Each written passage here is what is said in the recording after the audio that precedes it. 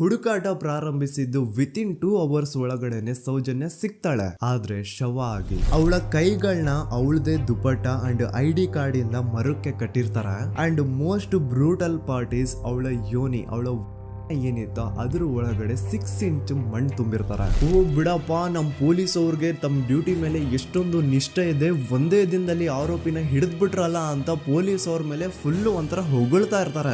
ಆದ್ರೆ ಪಾಪ ಜನರಿಗೆ ಎಲ್ಲಿ ಗೊತ್ತಿತ್ತು ಈ ಕೇಸ್ ನ ರಿಯಲ್ ಆರೋಪಿ ಬೇರೆ ಯಾರೋ ಇದಾರೆ, ಪೊಲೀಸ್ ಅವರೇ ಈ ಕೇಸ್ ನ ಮಿಸ್ಲೀಡ್ ಮಾಡೋದಕ್ಕೆ ಸುಮ್ನೆ ಸಂತೋಷ್ನ ಅರೆಸ್ಟ್ ಮಾಡಿದ್ದಾರೆ ಅಂತ. ಪೊಲೀಸ್ ಅವರು ಈ ಕೇಸ್ ಅಲ್ಲಿ ಕರಪ್ಟ್ ಆಗಿದ್ದಾರೆ, ಪೊಲೀಸ್ ಅವರೇ ಸತ್ಯ ಮುಚ್ಚಿಡ್ಲಿಕ್ಕೆ ಟ್ರೈ ಮಾಡ್ತಿದ್ದಾರೆ. ಹಾಗಾಗಿ ಈ ಕೇಸ್ ನ ಇನ್ಮುಂದೆ ಪೊಲೀಸ್ ಅವರಲ್ಲದೆ CBI ಅವರು ಇನ್ವೆಸ್ಟಿಗೇಷನ್ ಮಾಡಬೇಕು, ಈ ಕೇಸ್ ನ CBI ಒಪ್ಸಿ ಅಂತ ಅಗೇನ್ ಪ್ರೊಟೆಸ್ಟ್ ಗಳು ಸ್ಟಾರ್ಟ್ ಆಗ್ತವೆ. ಸೌಜನ್ಯ ಕೇಸ್ ಒಂದೇ ಅಲ್ಲ, ನಾರಾಯಣ ಹಾಗೂ ಯಮುನಾ ಕೇಸಲ್ಲೂ, ವೇದವಲ್ಲಿ ಕೇಸಲ್ಲೂ, ಆ ಬ್ಯಾಂಕ್ ಮ್ಯಾನೇಜರ್ ನ ಕೇಸಲ್ಲೂ ಹಾಗೂ ಪದ್ಮಲತಾ ಕೇಸಲ್ಲೂ ಸೀದಾ ಡೈರೆಕ್ಟ್ ಡೌಟ್ ಬರೋದೆ ಊರಿನ ಗೌಡ್ರ ಮೇಲೆ. ಸೌಜನ್ಯ ಕೇಸ್ ಬಿಟ್ಟು ಆ ಇನ್ನೊಂದು ಕೇಸ್ ಯಾವುದು, ಅದಕ್ಕೂ ಸಂತೋಷ್ಗೂ ಏನ್ ಸಂಬಂಧ, ಅದ್ರಲ್ಲಿ ಯಾಕೆ ಸಂತೋಷ್ನ ಪೊಲೀಸ್ ಅವರು ಫಿಟ್ ಮಾಡಿದ್ರು ಅಂತ ಪ್ರತಿಯೊಂದು ಹೇಳ್ತೀನಿ.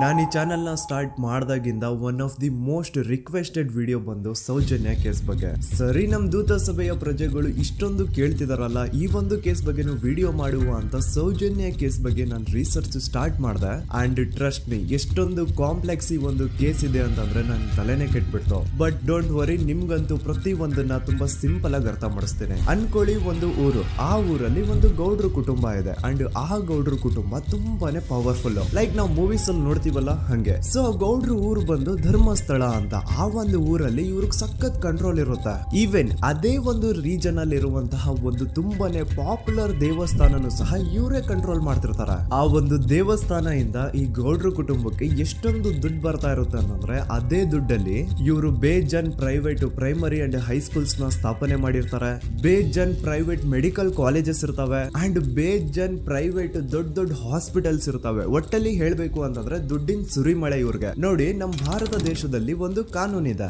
ದ ರಿಲಿಜಿಯಸ್ ಎಂಡೋಮೆಂಟ್ ಆಕ್ಟ್ 1863 ಅಂತ.